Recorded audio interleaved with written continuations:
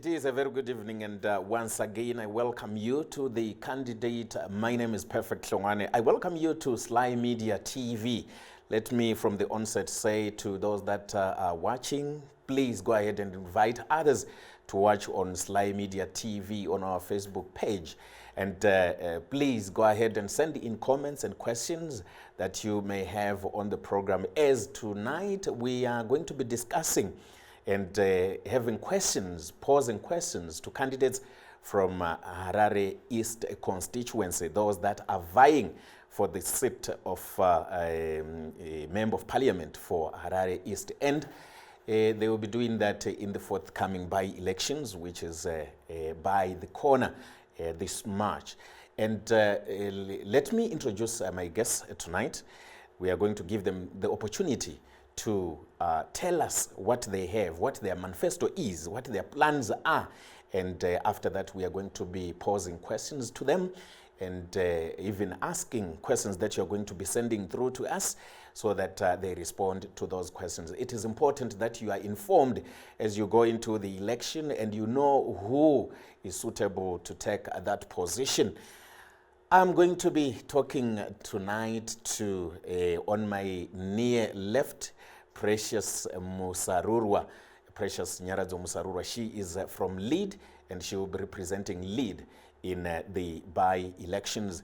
And on my far left, I have Christopher Lovemore Mbanga. He is representing MDCT. I was joking with him earlier to say that MDCT and trade as MDC Alliance, and we're laughing about it, but we're going to discuss a lot about what they have, their plans as we are going into the election. Welcome back to the candidate, and let me also remind you, those that are joining, that please keep on inviting others to come to the show as we're going to be discussing issues concerning Harare East constituency, where we have candidates that are vying for the post of Member of Parliament in that constituency. And like I said, we have from Lead, Precious Musarurwa, and also from MDCT, Lovemore Mbanga. Now, like I said, what we're going to do is we are going to give them an opportunity to tell us what they have as their manifesto going into this election, and each one is going to get 5 minutes. Then after that, we are going to go into questions, and we are going to ask them questions, some of which are going to be coming from you. We are going to be reading those questions and posing them to the panelists that I have. I will start with you. Allow me to call you on first name basis, please, so that it doesn't, yes. I'll start with you, Chris. Now, we want to give you the floor to tell us your manifesto. What is it that you are promising the electorate? Thank you very much, Precious, and I want to thank you for inviting me to your studios for me to tell you my story. Yes. Leading to the elections in Harare East constituency. You realize I'm coming out of retirement. I'm coming back and have been asked to stand in Harare East because we have serious issues that we have to attend to as a country. I'm not looking for a job. I'm retired, if I may tell you, and it's unfortunate that our country has gone this bad that young people now see Parliament and Council as sources of income because they have nothing else to do. I must, from the outset, say ZANU-PF has ruined this country, and young people have no jobs. They ought to be in factories and not making decisions that should be primarily left to the elders. I'm going into this, as I have earlier on alluded to, into this election to pursue a national dialogue which I think is very, very important for purposes of unity of our people, and to ensure that we refocus all our energies on developing the economy of the country.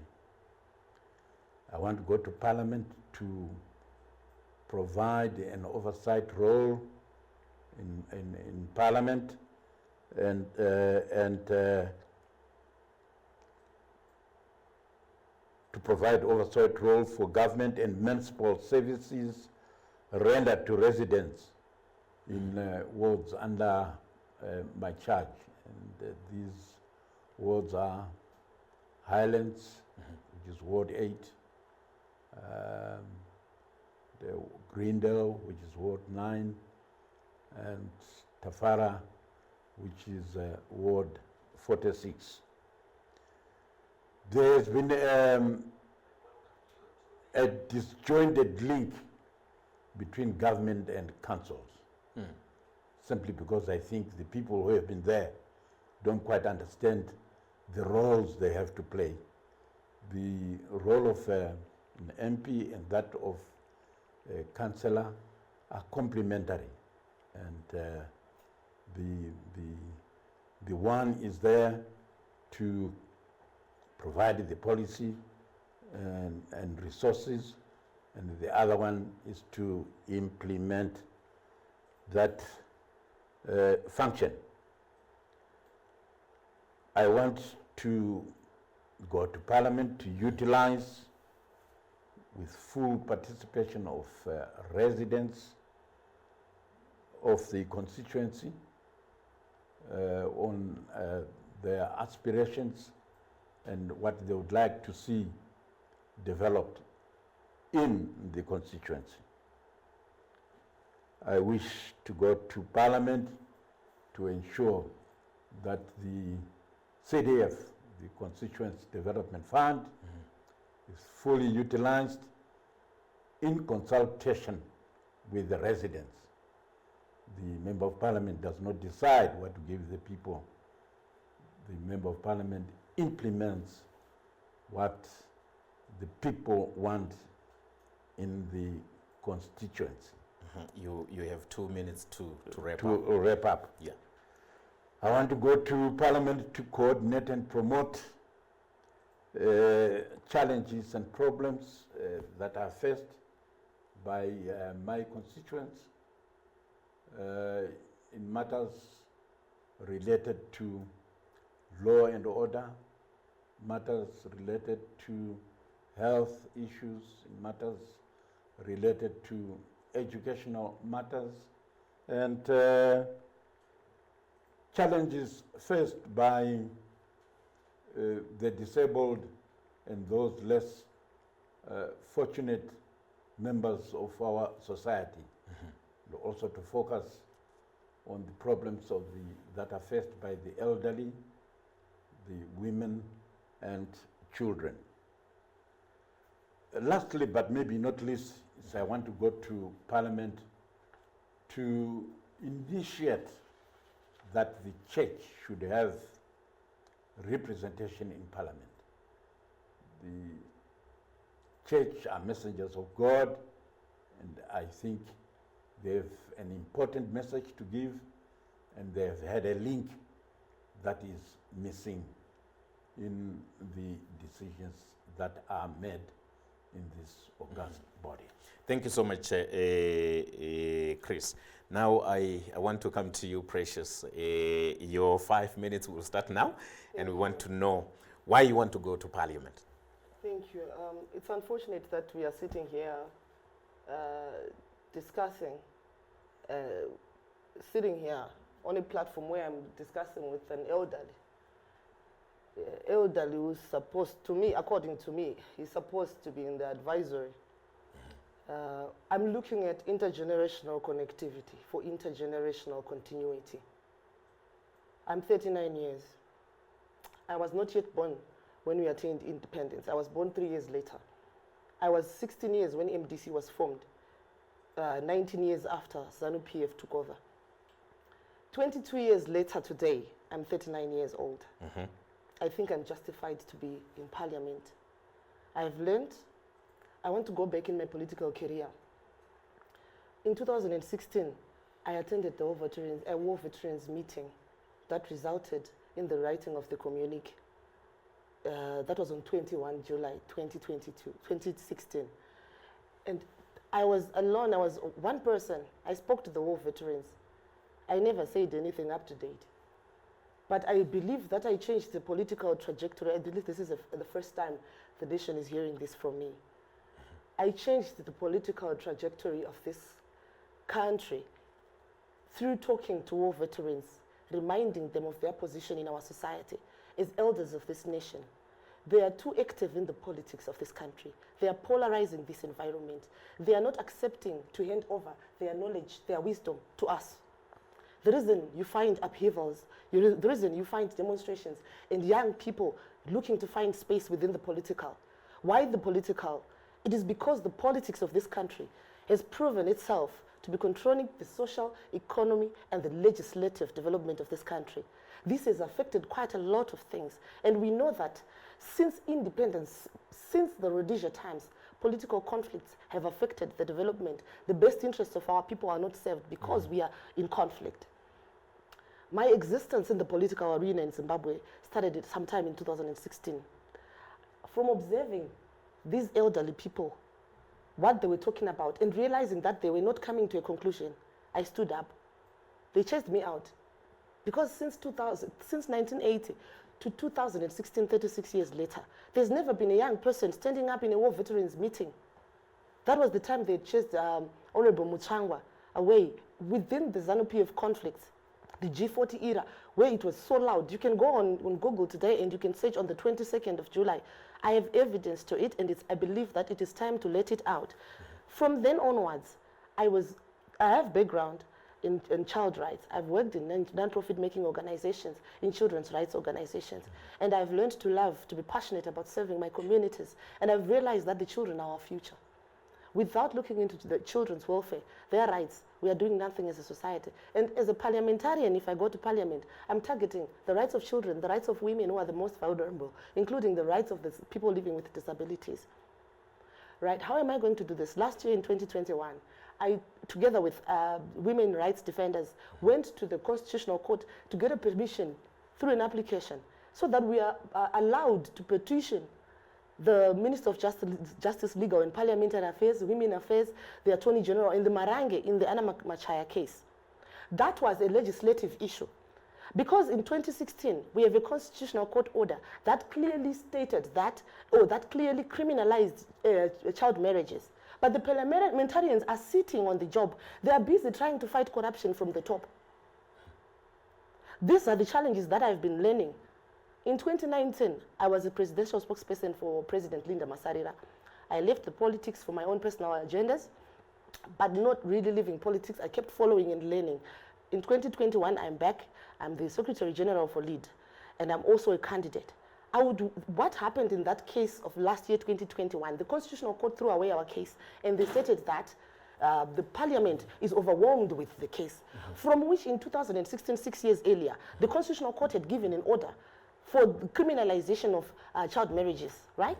The Parliament was just supposed to do inquiries with the public and then make a decision as Parliament together, wholesomely engage the communities and what they say. That process has not been done because we've been fighting for corruption. So you have a minute to wrap up. Yes, as a member of Parliament, I'm here to go into Parliament to learn for myself if Parliament is really busy, like what the Constitutional Court stated to us in our case.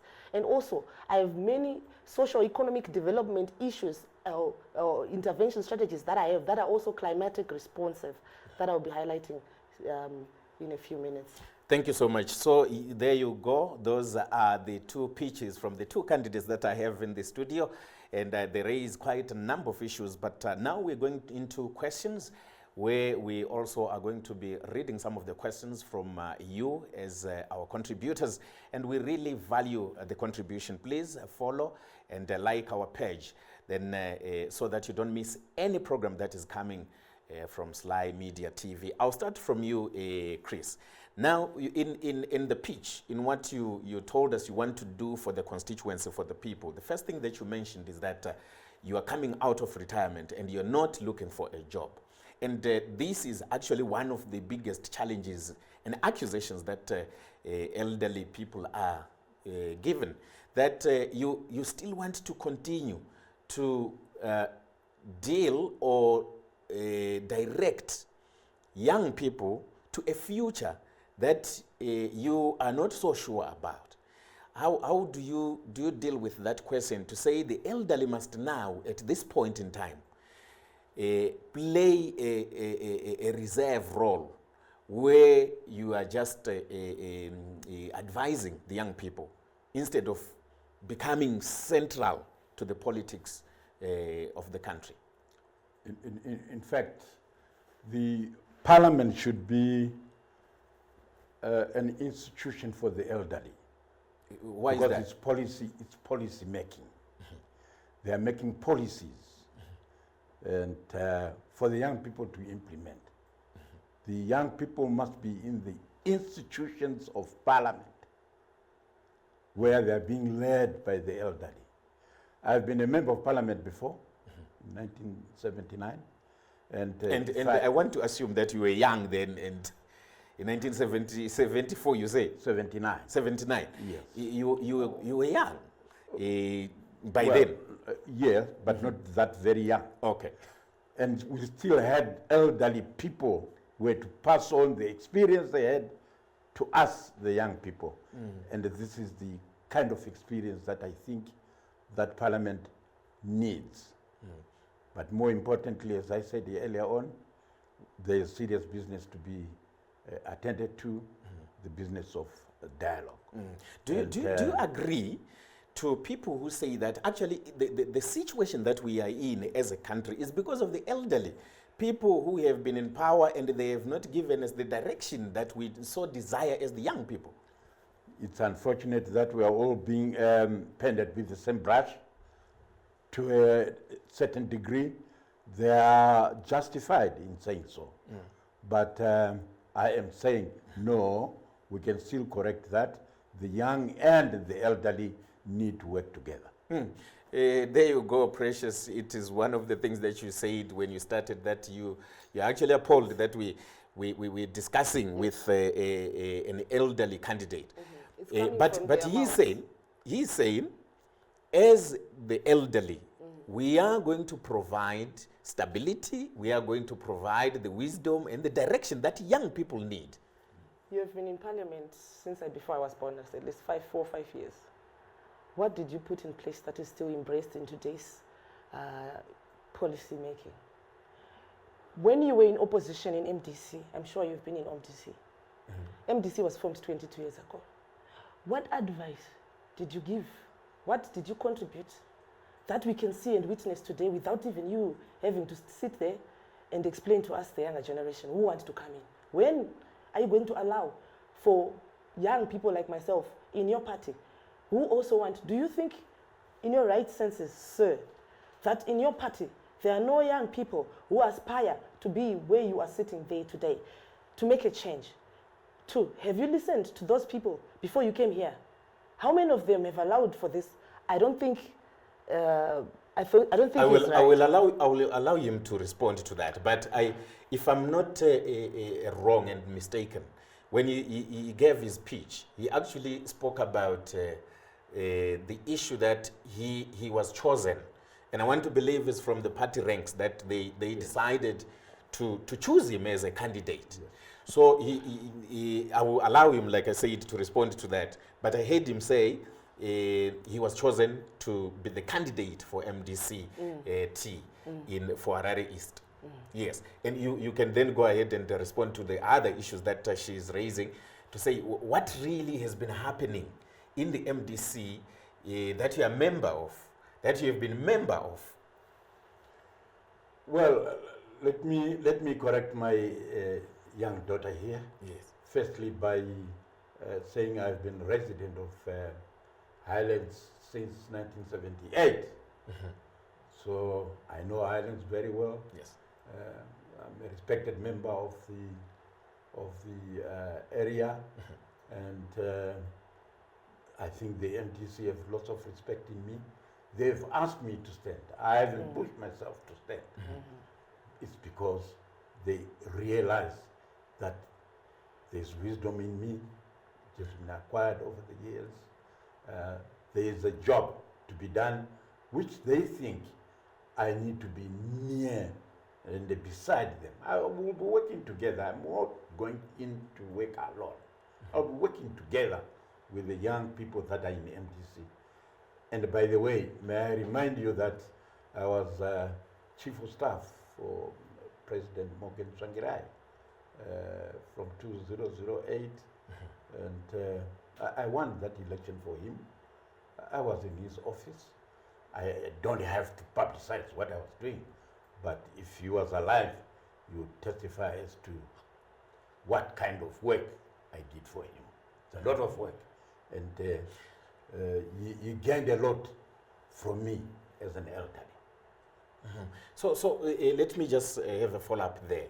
To say that obviously the job of a parliamentarian, like you said, Yes. that one of that is you need to carry out the oversight. Yeah. But above it, you need to go down to the constituency, meet the people, see the programs that are being carried out, Sure. that are being implemented. Sure. Do you think that you still have the verve and the power to still do that? I think I do. I do still have that.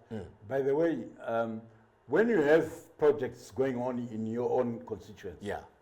they have to start from the budget. Yeah. The budget, whatever you want done in your constituency, must be provided for in the budget. So you must participate in the budget process. Now, the kind of things that I'm seeing today, somebody thinks he goes to parliament and says, I want this in my constituency, I want that. That's not the way it is done. And this is what I want to go and show them. How is it done so that we help even our viewers? Right. There is a budget process. First of all, it starts with the consultation of the people. And once the people in your constituency have been consulted and you are present, you're also hearing their concerns. You then, when you are back in parliament, at the time when the budgets are being discussed and argued about, this is where your role as a parliamentarian comes in, to ensure that you have a little bit of the budget going to your constituents, because the budget is not just for one constituency, it's for the whole country. So one has to be reasonable, one has to see to weigh the agency of the issues at hand. You know, all those things come into play. I'm not very sure that the young people of today have that experience. And this is what I want to give you today. That's a quick challenge thrown at you. I'm not looking at budgets and all that, because these politicians, our old-time politicians, they are used to basing their weaknesses and justifying their failures with budgets not being available, not being enough. I want to go back in time. I said in 2021, I joined other women rights defenders. We took legislative action. A member of parliament's duty. If I was in parliament, I was just going to parliament and ask them, where are we? What are we doing about this? Let's conclude this issue, because the Anna Machaya case, child marriages, right? It was out there. The society, through social media, taught us, reminded even the justice delivery system to take action. That's when I realized that there's no action in parliament. Women in parliament are just sleeping. You know, there are old women in parliament. They are sleeping. Yeah, but the issue that he's talking about, you can't really divorce I the did budget. not need a budget. I needed the right-minded people at the right time. Right. I want to also come back to my constituency. We have no employment, all right? Clearly and precious. I'm going to create employment like this Okay. without a budget. I'm going to do the consultative meeting where I'm going to engage the industries. We have knocked them there. We have very big companies that I'm not going to mention, but if you even Google Resident in the constituency, you mean? in my constituency. Yeah. These people need me to come to them. And we sit down. They will tell me what they need. They will tell me, I don't need much of a budget because I need to communicate and link with the right people who will make it possible for that to happen. If I wait for a budget, I'm not doing anything for my community that I feel. Because these people are used to waiting on budgets. I'm not going to wait on budget. I have not, that's why I'm going back in But time. at least we are in agreement And that when at they the end do of the that- day, the bottom line is there must be funds to carry out these some of these programs, right, in the constituency developmental programs. Of course, yes. Yeah. These funds that are going to be available, they are not just coming from government. Let's look at government. The CDF funding is always not enough, right? We know it. As politicians, we have failed to change that to effect in terms of the government responding positively over the past years. So what other re-engineering strategies have we done as representatives of the people to ensure we start action, or maybe we can jog them up so they can see? This is why you are here. That's what we want to hear. This is why I'm here. We can even, look, these city councils belonging to political cults or say political parties like what we belong to, they choose as individuals to abuse informal sector, the funds that they get from the informal sector like vendors, they make them pay those monies. And I don't think they account to anyone about it, right? Besides abusing these people. But where is that money going? If I become a member of parliament, I'm not only observing and monitoring what is happening within the governance system, I'm also going down to the grassroots. Because to me, this is where my life begins. To the grassroots, where is service being delivered? And they follow the structures going up, not triple top-down development. I'm talking of sustainable, practical approaches that you can approach even the councillors regardless of racial, tribal, or political belonging. This is your responsibility. People are complaining about this. What are we doing about this? Let's sit down. We're supposed to come in. The Ministry of Health is involved. Who else is involved? What can we do? I'll give an example. We have those who want to do market gardening. If you go to Sunningdale, one primary school opposite, there's a new market gardening space there. You can go to City Council and purchase that place. And they have blade toilets there, right? They have blade toilets. But at a place where you find the council distributing residential stands on wetlands, and they don't provide for shopping centers or modern marketplaces, where do they think these people are going to sit selling their products? Because these are homes, they buy bread every day, tomatoes every day. Where do they think they are going to get that? They don't provide for even bus terminuses. That little space, so as an MP, what are you going to do about that? I'm going to follow up on accountability. We want transparency. We want to also understand what is going on when they are given monies. Even if it is myself on the CDF, I believe I have a different strategy. I'm not going to account for CDF. Why? Because I'm going to release it to the people. And they will account to me in a report which I'm going to provide. Okay. How can I account for their monies? I give them transparently. When I give it to them, I hand it to them. They are councillors. How will you know that there are enough safety nets to make sure that the money is used according to the programs that has? It's not about enough safety nets. Yeah. You know what?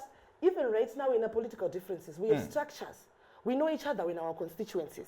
We know how we operate. I'm talking about people who can make miripiri. And she's failing to find maybe motivation, inspiration in how she can manage that kind of business.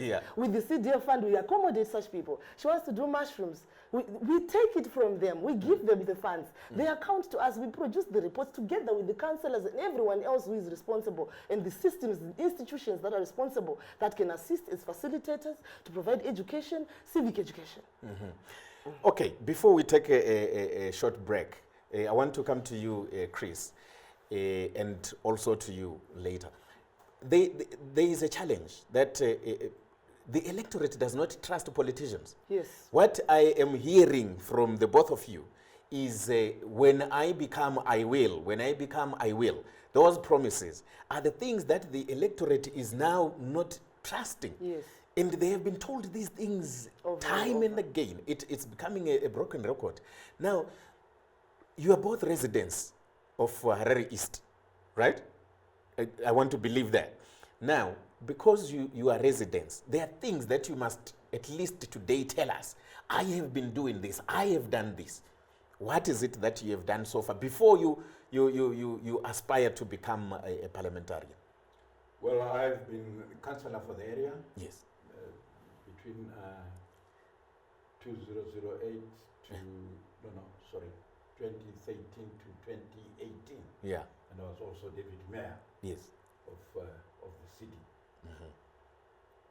In my private life, I'm chairman of Jaris Jiri, that's an institution for disabled people. I've been a member of Transparency International. In fact, I was their chairman. I've played very active role in football. I'm actually a FIFA accredited administrator. I'm currently the chairman of the Catholic University of Zimbabwe. In fact, I'm a founder member of the establishment of the Catholic University in this country. And that's quite a wide and rich, very rich. yes, CV. I'm a former chief scout of Zimbabwe, and not only of Zimbabwe, I actually served at regional level. Yeah. So I've given service. How does your constituency that you want to represent, you've been councillor before, how has it benefited from that rich CV that you've just told us? They've benefited a lot because I was in touch with them, and every month, if my memory serves me well, I used to have a meeting of the residents reporting back on what was happening in council and how best they thought I could help council as deputy mayor, and both as deputy mayor and the council. Before I come to you, Precious, I want to understand this, and I think even our viewers want to also understand.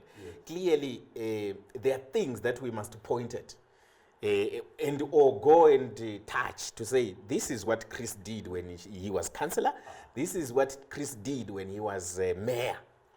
Right, when I was councillor, I had 3 boreholes, I think, sunk in the constituency. One at Newlands, the other one at Glenara Shopping Center, and another one in Chisepiti. So these are tangible things. But again, I want to, sorry to interject. Obviously, people are saying in the 21st century, we can't be talking of boreholes. We need to have especially that you were councillor and a deputy mayor at some point. We need at least to have running water in our taps. Right. This is where I've said there is no proper communication between councils and the government. And you want to bring that? I will be focusing on that. Okay. Yes, Precious. Myself, I'm a gender champion, 2021 gender champion with the Netherlands Embassy. I'm an ambassador in protecting girls and women from child marriages. I'm also, it was my strategic idea to go and invest. I love agriculture, so I've invested for the past 2 years. I've been doing piggery in Domboshava. It's near to my constituency. In Domboshava, they do they market. They do market gardening, horticulture. We also do this hydroponic fodder, aquaculture, agriculture activities. Yes. So we have done that as an idea. That was, I believe that the devolution and decentralization policy is going to allow us, that's an opportunity, it's to our advantage as we enter parliament to utilize that opportunity, the contents of that policy, so that we ensure the Domboshava is supplying the nearest constituency to us, Harare East, with products. Yeah, because I was going to ask you, yes, you have something in Domboshava, but how is Harare East benefiting from that? Yes, the end product is going to come to my constituency.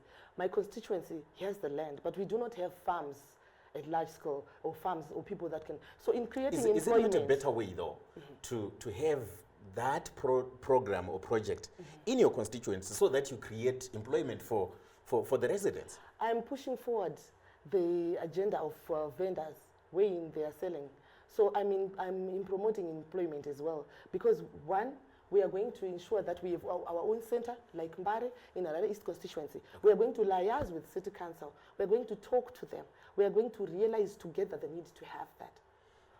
Welcome once again to the candidate. My name is Perfect Hlongwane, and we are together in this program where we are interrogating the manifestos and plans that different candidates in different constituencies have, and that they are promising us as the electorate what it is they are going to do for us as they want to go to the august house and be elected to become members of parliament for those different constituencies. I promised that we were going to be reading questions as we return from a break, and we are going to be doing exactly that and pose these questions to our panelists.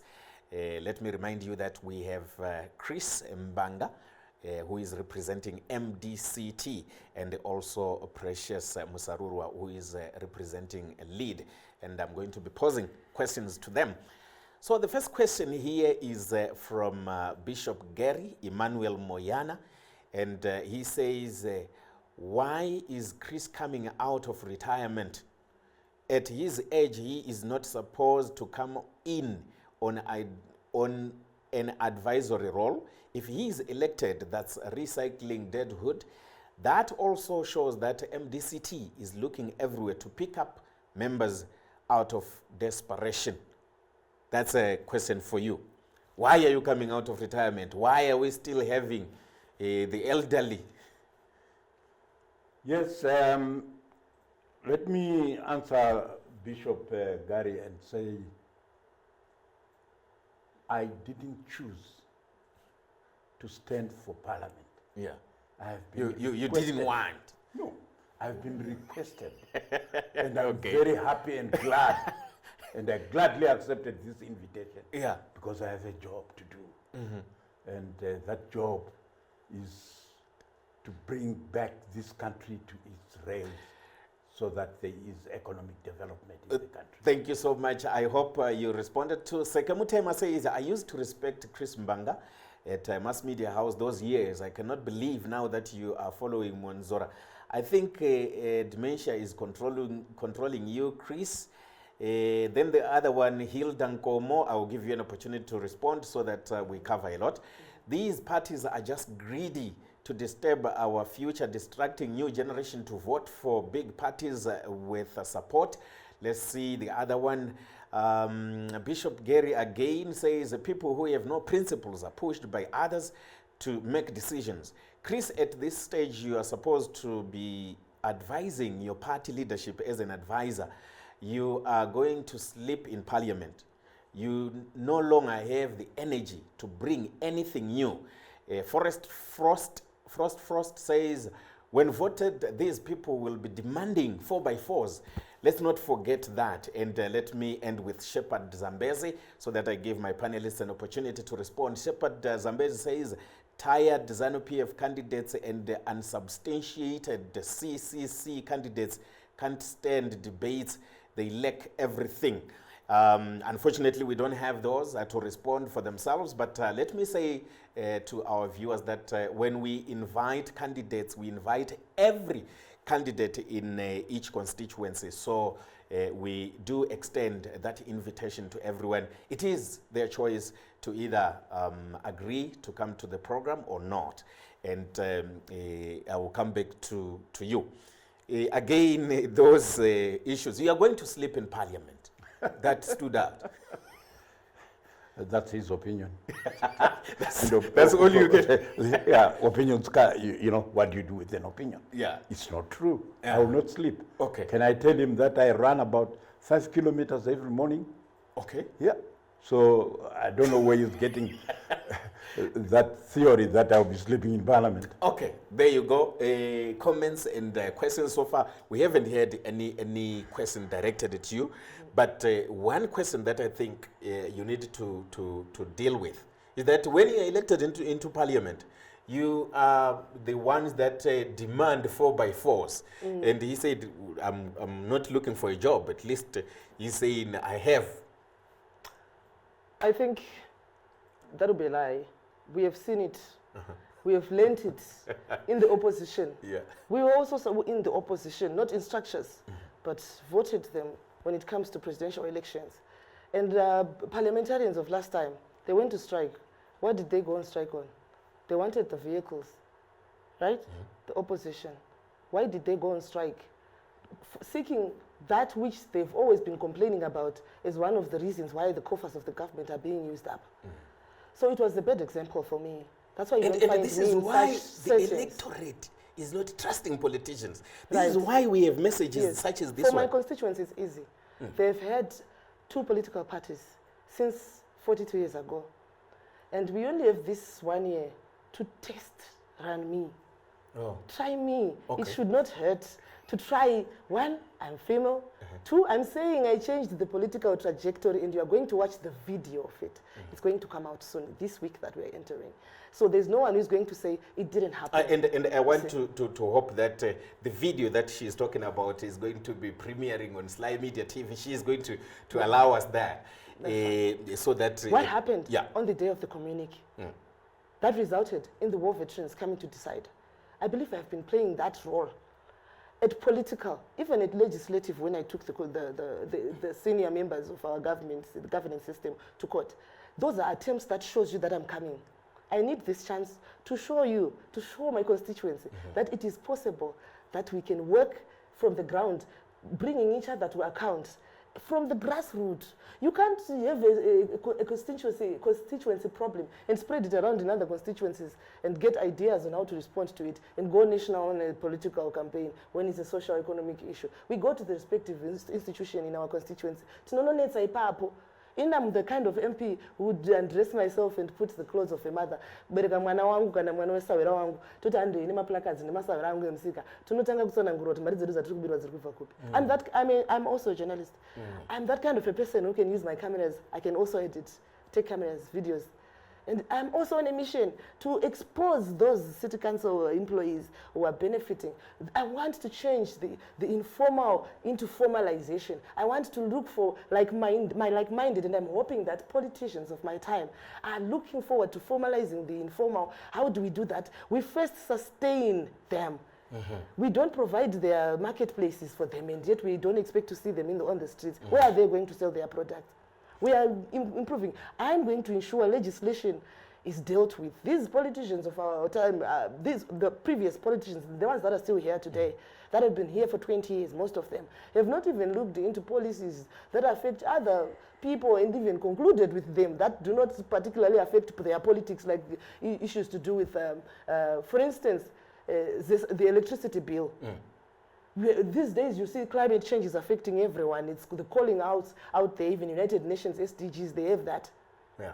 Right? They go to corruption at national level. But we can deal with corruption from the grassroots. Issue, really. Civic education, wherein from the grassroots we refuse corruption. From the councillors, from the city council, we refuse corruption. That's how we can grow. It's like when we are trying to provide sustainable development that is climate responsive. Even when the government is not willing to come in, as a constituent, we should be able to communicate, to embrace each other's strength, use these 4 Ds that we are using at lead. Democracy, embracing devolution, embracing depolarization, because we are polarized. Embracing development. If we are depolarized, we can. This thing about national dialogue, it's for people to keep themselves in a certain system so that they keep squandering the money that are supposed to come to us. But is it not a platform dialogue? We have gone through it before. Then? We have failed to manage dialogues. We have failed to manage coalitions. But dialogue is the one that brought us at GNU. But what happened in GNU? Today they are fighting, it was us who did this, it was us who did that. And even if you look at it now, we cannot account for much. Say for the US dollar did this and that, this dependency syndrome thing. In terms of our own development, even if I ask you, if you go to Mushakwenyu right now, you get your munda. You'll be lying to say kuti hakuna munda zvachose. But no one is going there. But tikuchemera kuti land. And the land yacho tikaipiwa tikamhanya tikapinda. I'll give you an example in Harare East constituency. Tine nzvimbo inonzi Bobo nekwa this, if I remember the name I'll say it. But such areas, these people are victims of land reform of 2000 and 2008. So when these politicians get into power, the ones that we've been voting for, and they forget about us. These advisors in these opposition political parties that we are sitting with today, including those they were representing, they are claiming they were representing, never even thought at that hierarchical level to even influence such change wherein you take advantage. Kukundwana ED, President Mnangagwa, but not isusu maithi tinowati vanhu but vanoti kunda isusu opposition how to mobilize. I'll give you an example in Epworth there. Right? In Epworth, you find that the president invited several artists, and yet the opposition, we screamed. Okay, let's go back to the questions so that we read as many as we can. I see Victor Chigwida Masiwa says new. Maybe before we move there, Yeah. I think I need to say a word or two about. Sekamuteba. Yes. Yeah. Who says, I used to respect Chris Mbanga, mass media house, those years. I can't believe now that you're following Monzor. Well, to start with, let's correct. The one who was at mass media house is Wilfred. It's not Chris. It's not Chris. Yeah. So that's not correct. Uh-huh. And I can't believe now that you are following Monzora. I didn't elect Monzora. And Monzora is. Well, what do you mean when you say? Is replacing the late President Moken. Yes, we agree. But what do you mean when you say you didn't elect Monzora? When you are a member of the party? No. In this particular instance, I was one of the commissioners who ran the election. So it's the members who were there who elected me. Okay. And you did not vote in that? No. I So he's didn't not your vote in candidate. that election because All right. I was running that election. All right. There is clarity there. In fact, he was voted in by the structures. Yeah. Just simply shows, second tema, simply shows they don't understand what happens in this political. All right. Because we are almost coming to the end of the program, we want to try and read as many as we can. Then there was one on the rushing for 4x4s, yes. Yes. What's wrong with that? If it's a benefit that's given to a member of parliament, what's wrong with that? But the thing is, what they're saying is, you are quick to ask for those 4x4s, and yet the constituency is suffering. Yet the constituency is expecting. You say the CDF is not enough, right? Yeah. Yet some of the money is going towards buying 4x4s. For an urban constituency, what's wrong with using a smaller vehicle? I can understand that, but 4x4s would be very useful and essential for those MPs, I think, who are in the rural. In the rural, we agree. Yes. Okay. Victor Chigwida Masiwa, new generation in a moto. Then there is one from Linda, says Hilda Nkomo, Zimbabwe is a multi-party democracy. No one owns anyone's votes. People are free to choose who they want to vote for. This chete attitude of yours is not different from entrenching dictatorship. Learn to accept that there are people, then it ended there. Where is Mavis Gumbo and Tendai BT? Like I said, we did send them invitations, but it is their choice really to be here or not. Maudzo Gosa Terence, even the late Mugabe was everything until the day he died. So this thing of saying I am the chairman of this and that doesn't work these days. This is directed to you, Chris. Sekamtema, once again, Precious, you are doing projects in Domboshava. I am a Harare East resident. What benefit do I gain from you, from your Domasi project in Domboshava? I'll start with you. My Domasi project in Domboshava is something that I am comfortable doing any day, any time of my life. It is not a job. It is passion. The question is, how do I benefit? I'm saying it because it's agriculture. It needs bigger pieces of land, which we don't have in Harare East constituency. So every day you buy tomatoes to cook in your house. You need those tomatoes supplied to those people whom city council is stealing money from because they are illegal, they are informal. So those people, they go to Mbare via town, CBD, where they pay a certain amount of money. And when they go to Mbare, they pay another amount of money. They pay at least 4 times to go and get those products from Mbare. Because our city elders are not ready to accept that the city has developed and that they should accelerate efforts in ensuring that they supply, they provide enough land for residential and its market in terms of modern markets and shops. So this was going to then influence a scenario where you see like Domboshava residents coming directly to the constituency, one trip, and people getting it at a central marketplace in Domboshava. So I thought of the underprivileged in terms of the business entities that we have in Zimbabwe. Who are the vendors? So I am aligning myself with the sustainable development goals that are climate responsive. Then back to my constituency, in creating employment in my constituency, I'm looking to influence other members of parliament to think along the lines of supply of energy, so an energy source that is cost effective, that can be acceptable in a society. We are talking about balls. Let's talk about solar powered balls. Solar powered means that they will then allow for you at a good cost or affordable cost or non-cost at all. You invest once, right? And then after investing once, you have taps and all that. You won't have to go the other traditional old ways of getting yourselves water. We have problems of water. We have problems of electricity in my constituency. So we are looking to have a solar farm. This will be my initiative that I'll push through parliament and like-minded parliamentarians as a national agenda, that we should have solar farms that supply residential and our big industry with electricity, and that will create employment for like-minded people who are interested, who are skilled, electricians, engineers. They will be employed, and other institutions will also relate with the developments and many more. Thank you. Your question there, Chris. The question that was talking about, let me see the question once again, at the top there.